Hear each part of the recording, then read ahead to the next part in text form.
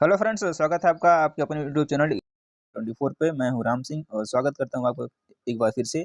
इस सीरीज में हम लोग बात कर रहे हैं यूपी टीजीटी पीजीटी यानी कि सभी टीजीटी और पीजीटी एग्जाम को ध्यान में रखते हुए इतिहास की प्रैक्टिस सेशन, जो कि रवि कुलरे सर की बुक है, जो कि राजस्थान में एक प्रवक्ता हैं। और इसमें हमने पार्ट 1 डिस्कस किया हुआ था, इसमें हमने 15 क्वेश्चन कवर किए हुए थे।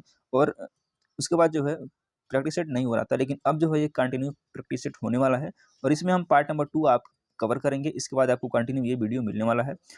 यह सेशन टीजीटी पीजीटी यानी जो यूपी टीजीटी पीजीटी का 14 और 15 मई को टीजीटी का और जून में पीजीटी का एग्जाम होने वाला है। इसी के साथ साथ यह बिहार पीजीटी टीजीटी DTPSP के लिए इंपॉर्टेंट रहने वाला है। काफ़ी अच्छी बुक है, यदि आपने इस बुक को नहीं ली है तो आप ले सकते हैं, पढ़ सकते हैं, अच्छी बुक है। चलिए देखते हैं आज के इस सेशन का पहला क्वेश्चन। और पहला क्वेश्चन है, अपनी पुस्तक एंशियंट इंडिया हिस्टोरिकल ट्रेडिशंस में से सर्वप्रथम पुराणों के ऐतिहासिक महत्व की ओर ध्यान आकर्षित करने वाले विद्वान कौन थे? Madeleine Biardeau, William George Archer, Maurice Bloomfield या फिर फ्रेडरिक ईडन पार्टिजर। तो ये थे Frederick Eden Pargiter. Option number इसका डी करेक्ट हो जाएगा। आइए देखते हैं इसकी व्याख्या क्या है। Dynasties of the Kali age के लेखक भी पार्टिजर हैं, यानी कि एक और बुक इनकी है, कौन सी है? Dynasties of the Kali age के लेखक भी कौन है? ये पार्टिजर हैं।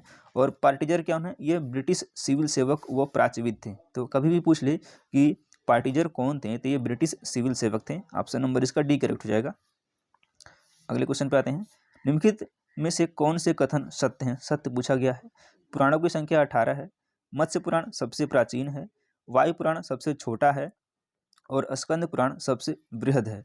इसमें सत्य पूछा गया है। तो देखिए, पुराणों की संख्या 18 है, बिल्कुल करेक्ट है। मत्स्य पुराण सबसे प्राचीन है, ये भी सही है। लेकिन वायु पुराण सबसे छोटा नहीं है। सबसे छोटा जो है ब्रह्मांड पुराण है। तो इसको भी आपको ध्यान रखना है, यानी कि सबसे छोटा पुराण पूछा जाए तो वो ब्रह्मांड पुराण है। और स्कंद पुराण सबसे बृहद है। तो सबसे बृहद कौन सा है?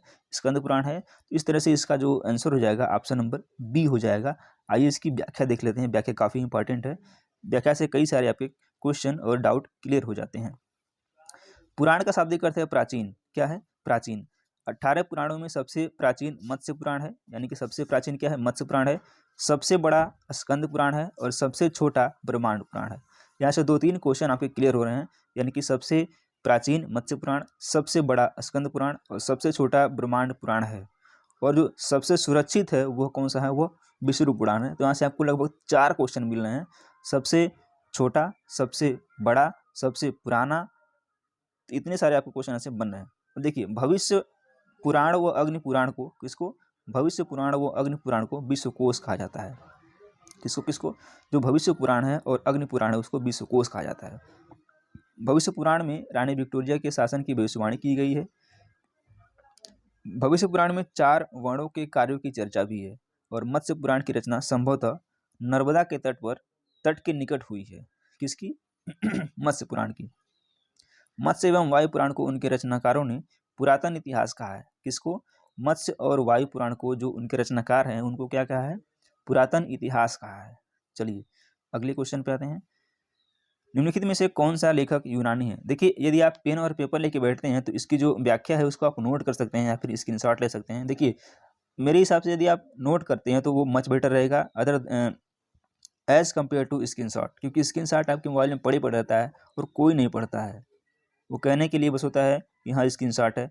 यदि आप नोट करते हैं तो आपको एक तो याद रहेगा और फिर नोट करेंगे तो आपको कहीं ना कहीं वो सबकॉन्शियस माइंड में वो बैठ जाएगा।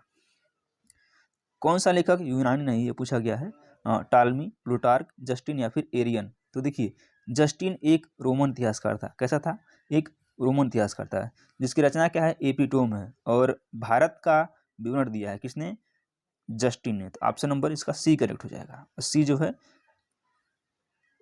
ये रोमन है, बाकी सारे क्या हैं? यूनानी है। वेदों को भली भांति समझने के लिए किसकी रचना की गई थी? तो वेदों को भली भांति समझने के लिए वेदांग की रचना की गई थी। ऑप्शन नंबर बी करेक्ट है। आइए इसकी व्याख्या देख लेते हैं।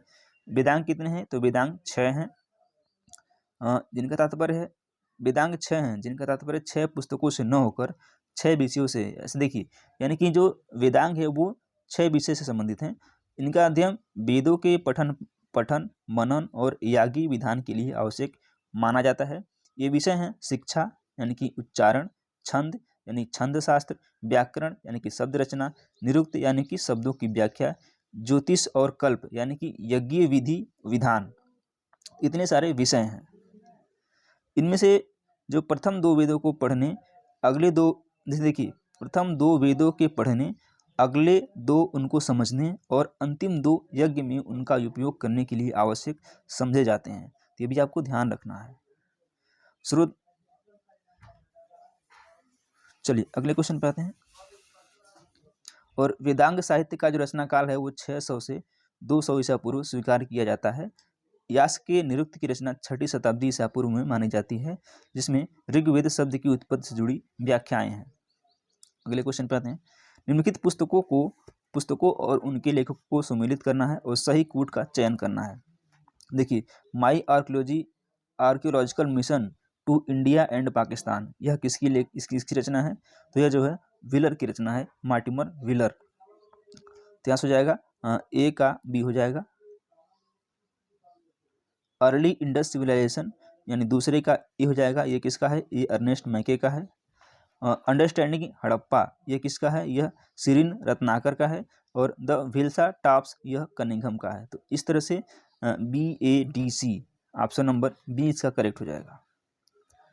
अगले क्वेश्चन पे आते हैं।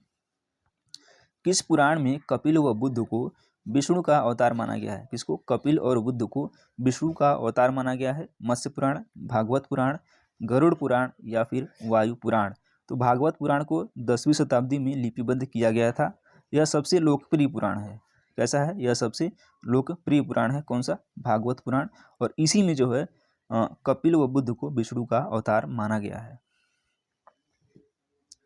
1776 में किस ग्रंथ का नैथेनियल हेलहेड द्वारा ए कोड ऑफ जेंटू लॉज के नाम से इंग्लिश अनुवाद किया गया था? भगवद गीता, मनुस्मृति, ऋग्वेद या फिर महाभारत। तो ये क्या है? यह है Mahabharat. Option number B correct हो जाएगा। निम्नलिखित रचनाओं और उनके रचनाकारों को सम्मिलित करना है। देखिए इंपॉर्टेंट है ये, और यहाँ से क्वेश्चन आते हैं। कोई सा आप एग्जाम दे लीजिए, ये क्वेश्चन जरूर आते हैं, चाहे आप सिविल का दीजिए या फिर TGT और PGT का दीजिए। आइए देखते हैं। 10 कुमार चरितम, यह किसकी रचना है? तो यह जो है डंडिन की रचना है, 10 कुमार चरित। रावणवध, यह जो है भट्टी की रचना है। रावणवध भट्टी की रचना है। किरातार्जुनियम, जो किरातार्जुनियम है, यह भारवी की रचना है। आप ये बी हो जाएगा, यानी कि तीसरे का बी। मालती माधव, तो मालती माधव जो है भवभूति की रचना है, इसका डी हो जाएगा। तो इस तरह से ए का सी, पहले का सी, दूसरे का ए, तीसरे का बी और चौथे का डी हो जाएगा।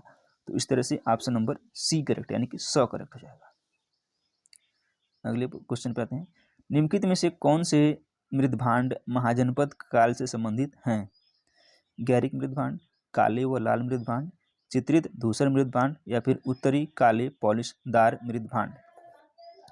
तो जो उत्तरी काले पॉलिशदार मृदभांड हैं, यह जो है महाजनपद काल से संबंधित हैं। डी ऑप्शन क्या है? करेक्ट हो जाएगा। देखिए हड़प्पा, उत्तर हड़प्पा, ताम्रपाषाण काल, ये तो बहुत सारा।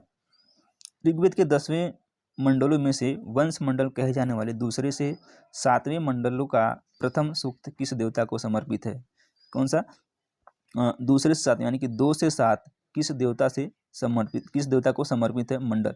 तो पहला अग्नि को समर्पित है, दूसरा इंद्र को समर्पित है, यानी ये मंडल की बात हो रही है। पहला मंडल अग्नि को समर्पित है, दूसरा मंडल इंद्र को समर्पित है, और दूसरे से 7वें मंडल को कुल मंडल या फिर ऋषि मंडल या वंश मंडल भी कहा जाता है। क्या कहा जाता है? कुल मंडल, ऋषि मंडल या फिर वंश मंडल कहा जाता है। किसको? 2 से 7 को। ये 10 मंडलों में से सबसे प्राचीन माने जाते हैं। तो यह किसको समर्पित है? अग्नि को समर्पित है। ऑप्शन नंबर ए करेक्ट हो जाएगा। इसमें प्रथम पूछा गया था।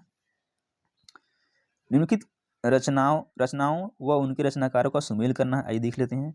काव्यादर्श किसकी रचना है? यह दंडिन की रचना है, काव्यादर्श।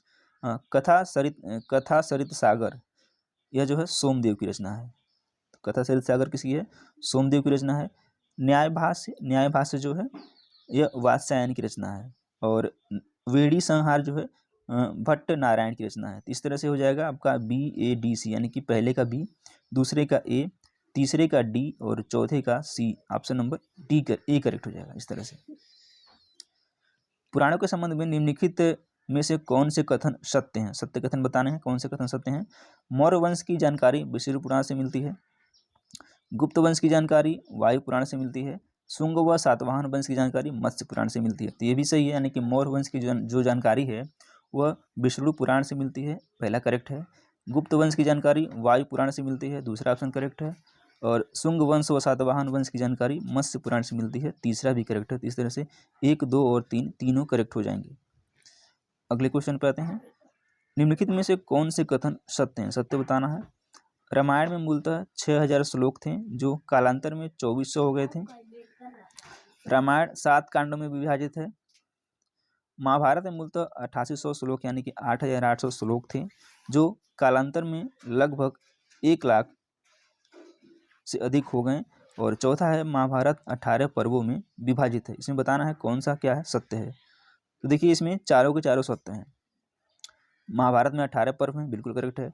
पहला पर्व आदि पर्व है।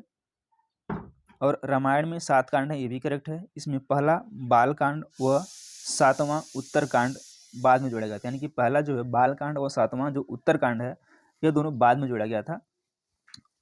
ठीक है, तो इस तरह से ऑप्शन नंबर इसका डी करेक्ट हो जाएगा। यानी कि चारों के चारों जो स्टेटमेंट है, चारों के चारों जो कथन है वो बिल्कुल करेक्ट है। अगले क्वेश्चन पे आते हैं। ह्वेनसांग किस भारतीय शासक को शिलादित्य के नाम से संबोधित करता है? यानी कि जो ह्वेनसांग है किस शासक को शिलादित्य के नाम से संबोधित करता है? तो देखिए हर्षवर्धन, पुलकेशिन प्रथम, पुलकेशिन द्वितीय या फिर ध्रुवसेन द्वितीय। ये हो जाएगा हर्षवर्धन। ए ऑप्शन क्या है करेक्ट हो जाएगा। इसकी व्याख्या देख लेते हैं। ह्वेनसांग को तीर्थयात्रियों का राजकुमार कहा जाता है। यह हर्षवर्धन के काल में भारत आया था। नालंदा के कुलपति शीलभद्र से इन्होंने योग शास्त्र की शिक्षा ली। दक्षिण की अपनी